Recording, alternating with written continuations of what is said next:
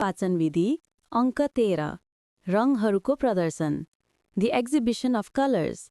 बर्सात सथियो, इन्द्रेणी हरायो, तर रङहरू अझै बाँकी थिए, किनकि प्रेम कहिल्यै पुरानो हुँदैन। यो त हरेक दिन नयाँ रूपमा फर्किन्छ। अभि आफ्नो फोन समाउँदै मुस्कुराइरहेको छ। मीरा, त्यो एक्जिबिसन सम्झना छ?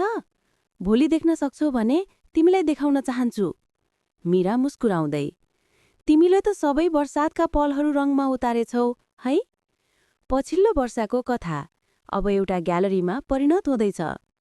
त्यो हल्का सुनौलो दत्तीमुनि अभि र मीराका चित्रहरू झुन्डिएका छन्।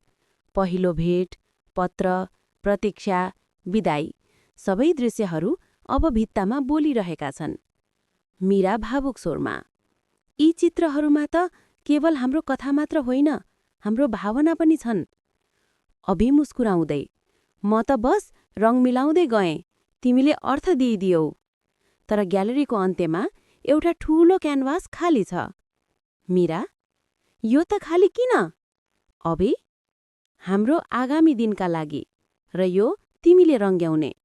मीराले रातो स्ट्रोक हाल्छिन्, अभिले नीलो, र ती दुई रङ मिसिँदै नयाँ छाया बन्छ, भोलिको प्रतीक।